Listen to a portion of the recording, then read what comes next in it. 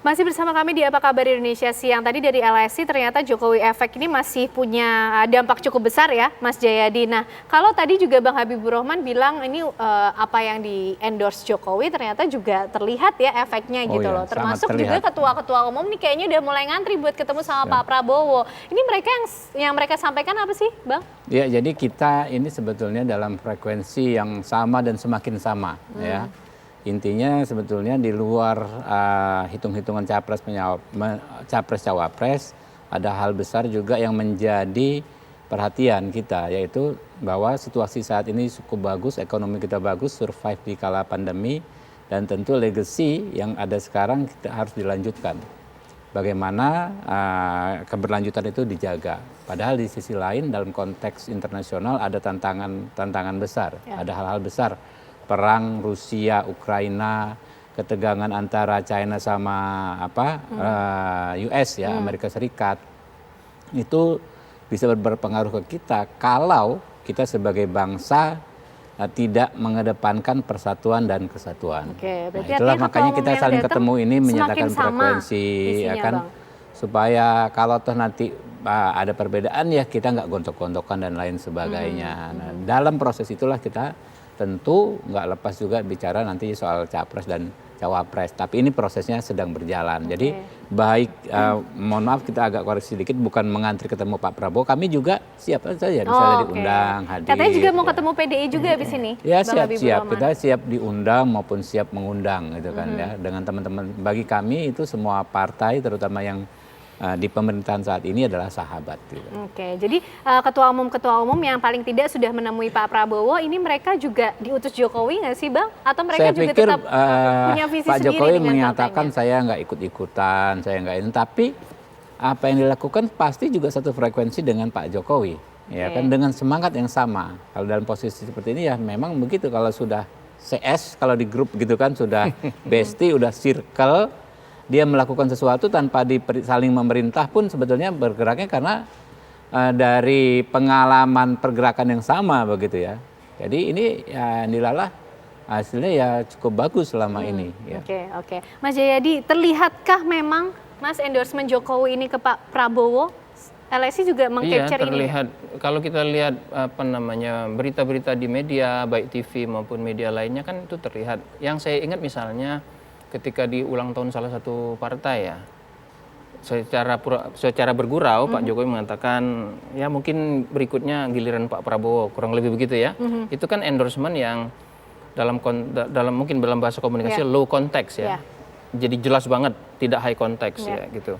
Kalau high context itu misalnya ngajak orang semobil bersama, kan apakah itu endorsement atau sekedar ngasih tumpangan, apa kalian menyebut gitu kan. Nah itu tadi mengkonfirmasi kedekatan Pak Jokowi dengan Pak Prabowo, lalu itu kemudian bertransformasi menjadi para pendukung Pak Jokowi, oh ini alternatif nih selain Ganjar, yaitu Pak Prabowo.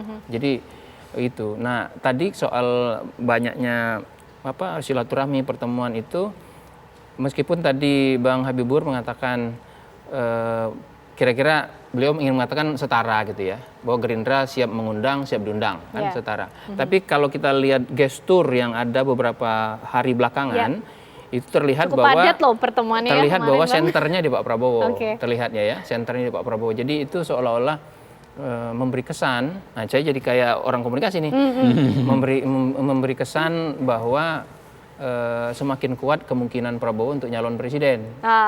Dan artinya percaya diri lah ya. Bukan hanya didukung oleh Gerindra, tapi partai-partai ini kemungkinan mendukung. Dan itu ditegaskan, saya kira penegasan awalnya dari pertemuan yang 5 partai plus Pak Jokowi itu di rumah Bang Zulhas. Itu kan ditunjukkan di situ, walaupun Pak Jokowi mengatakan kalau nanya soal pencapresan tanya partai, jangan tanya saya kan presiden. Tapi kan Pak Prabowo sama Bang Zulhas mengatakan mereka tim Jokowi.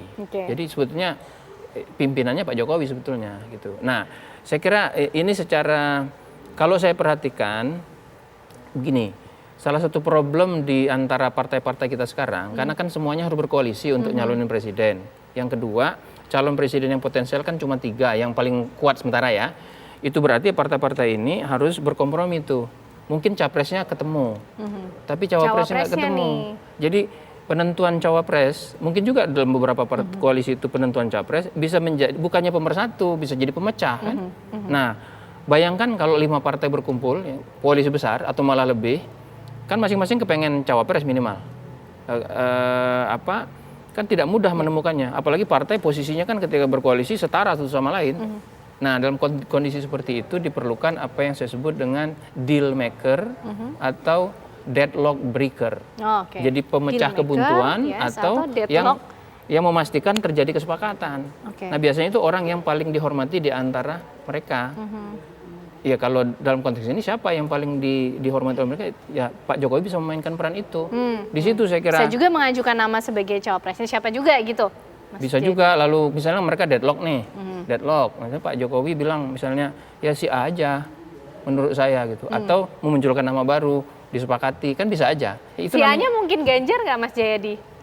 Tergantung PDIP. Apa Erlangga Hartarto? Kita masih harus lihat sikap PDIP saya kira. PDIP apakah akan PDIP ya, bukan Jokowi ya?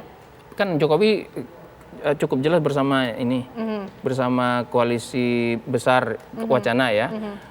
Tapi jangan lupa Pak Jokowi kan masih kadernya PDIP, dan orang juga tahu Pak Jokowi sampai sekarang tetap mengendorse Ganjar kan. Jadi Pak Jokowi itu punya endorsement kedua. Karena cukup santer juga nih Mas Jayadi, akhir-akhir ini nama Pak Prabowo disandingkan dengan Erlangga Hartarto. Itu saya kira itu salah satu. Kan di situ jangan lupa Pak Prabowo sudah lebih dulu berkoalisi dengan Muhaimin. Pasti Pak Muhaimin juga mau kan. Ada Erlangga, tapi kemudian ada P3 sama PAN yang katanya membawa nama Erik. Lalu ada juga Pak Prabowo sendiri mungkin punya nama kan, misalnya Hovifah misalnya ya. Saya nggak tahu, nanti kita tanya dengan Bang Habibur. Jadi kan ada banyak tuh. Pertanyaannya gimana menentukan? Apalagi kalau kita lihat di survei LSI terakhir juga, nama cawapres cukup banyak tuh, misalnya 8 besar. Selisih di antara 5 besar itu, antara yang 1 sampai ke 5, nggak terlalu beda-beda jauh juga. Jadi masing-masing cawapres bisa mengklaim, saya punya kekuatan, yang satu juga punya kekuatan. Singkat Bang Habibur Rahman, gimana? Gerindra sudah menentukan cawapresnya?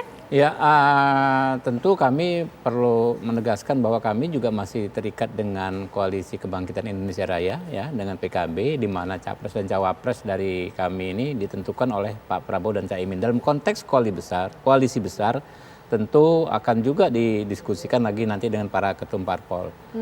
Rumit memang rumit, ya, susah memang susah. Tapi dinamikanya memang seperti itu. Kata Pak Prabowo kemarin, bukan hal yang nggak mungkin teratasi persoalan tersebut dengan komunikasi yang bagus, ya pasti nanti pada saatnya ketemu solusi. Ya kalau tidak rumit, nggak usah mereka yang ngurus. Betul. Kalau nggak rumit nggak menuju Pilpres 2024. Memang di situ dinamikanya. Kalau yang mudah-mudah kita aja. Iya, baik. Terima kasih Bang Habibur Rahman, Wakil Ketua Umum Gerindra, dan juga Mas Jayadi Hanan, dari Direktur Eksekutif LSI. Kita tentu nanti akan tunggu pergerakan yang lain dan juga dibaca oleh LSI, begitu ya. Kita tunggu hasilnya seperti apa ya nanti. Ya, informasi tadi, dialog tadi bersama dengan narasumber ini sekaligus menutup Apa Kabar Indonesia siang hari ini. Saya Vena Kitan. Saya Kirana pamit. Terima kasih atas kebersamaan Anda pemirsa. Selamat siang. Sampai jumpa.